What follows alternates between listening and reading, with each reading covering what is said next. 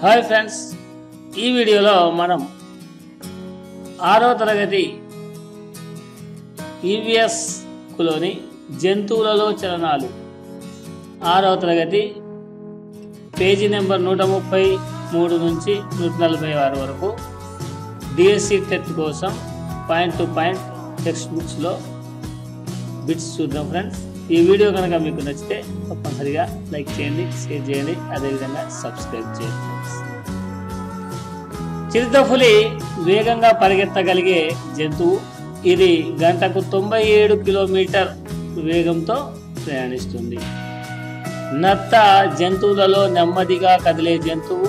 ఇది సెకనుకు 0.013 నుంచి 0.023 మీటర్ల వేగంతో చెల్లిస్తుంది. మన శరీరంలో జరిగే వివిధ రకాల కదలికలు కండరాళ్ళు, కీళ్ళు మరియు ఎముకల ద్వారానే జరుగుతాయి. ఎముక చుట్టూ ఉండే కండరాల జతలు సంకోచిస్తూ వ్యాకోచిస్తూ అవయవాన్ని కదిలించడానికి సహాయపడతాయి. ప్రపంచంలో దాదాపు 2700 జాతుల పాములు జీవిస్తున్నాయి.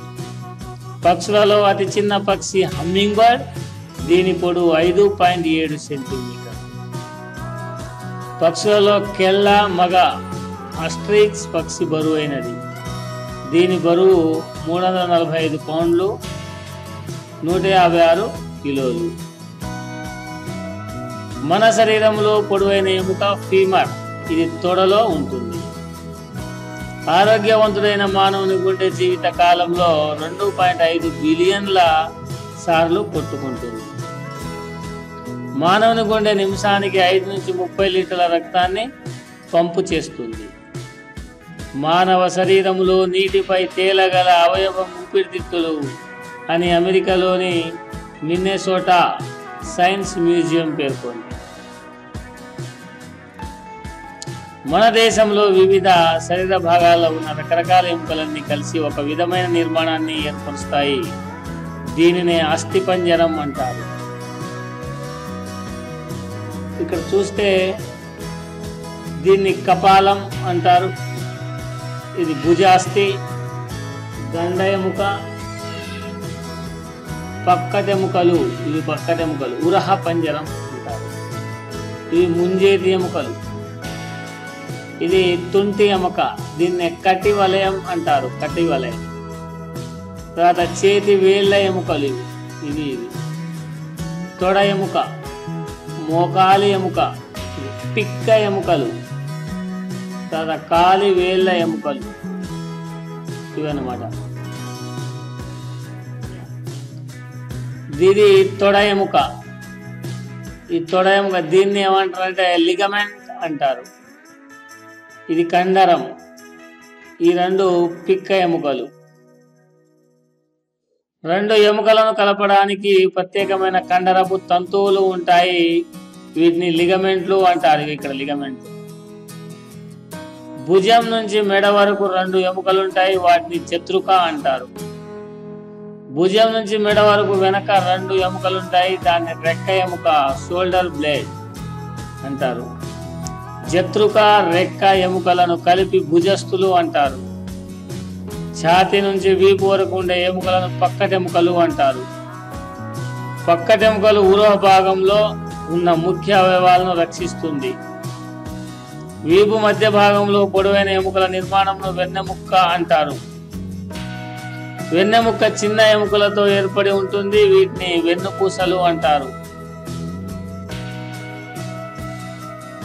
శైశవ దశలో వెన్నుముక్కలో 33 వెన్నుపూసలుంటాయి. ఆ తర్వాత 9 వెన్నుపూసలు కలిసిపోయి ఒకటిగా ఏర్పడతాయి. నడుము కింది భాగంలో 2 వైపులా ఒకే విధమైన ఎముక ఉంటుంది. ఈ నిర్మాణాన్ని శ్రోణి మేఖల అంటారు. ఇది కూర్చోవడానికి ఉపయోగపడుతుంది. చెవి, ముక్కులోని భాగాలు మృదువుగా మరికొన్ని గట్టిగా ఉంటాయి. ఈ భాగాలు మృదులాస్థితో ఏర్పడతాయి. మృదులాస్థి ఒక ఎముక. గుండ్రంగా ఉండే బంతి వంటి ఎముక, గిన్నె వంటి ఎముకలో అమరి ఉండే కీలును బంతి గిన్నె కీలు అంటారు. ఈ కీలులో ఎముక అన్ని వైపులా సులభంగా తిరుగుతుంది. మోచేతి దగ్గరి కీలును మడతబందు కీలు అంటారు. మెడలోని కీలును బొంగరపు కీలు అంటారు.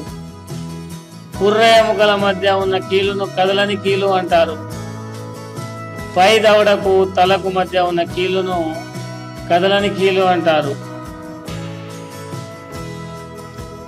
మానవుని పుర్రెలో నిజానికి 22 ఎముకలుంటాయి.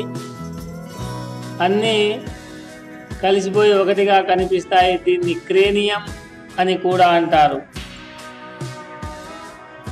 ఉభయచరాల జీవిత చరిత్రలో గుడ్డు, లార్వా, ప్రౌఢజీవి అను 3 దశలు ఉంటాయి. పక్షి ఎముకలు తేలికగా గోలుగా ఉంటాయి. స్పంజికలను రసంగా పిండి కదలకుండా ఉంచితే అది తిరిగి మళ్ళీ స్పంజికలుగా మారుతుంది. మన శరీరంలో 206 ఎముకలు, 230 కీళ్ళు ఉంటాయి. జిరాఫీ మాదిరిగానే మనిషి మెడలో కూడా 7 ఎముకలుంటాయి. టెండాన్లు కండరాన్ని ఎముకలతో కలుపుతాయి. ఇది ఫ్రెండ్స్, ఈ వీడియో కనుక మీకు నచ్చితే తప్పనిసరిగా లైక్ చేయండి, షేర్ చేయండి, అదేవిధంగా సబ్స్క్రైబ్ చేయండి ఫ్రెండ్స్. Thank you.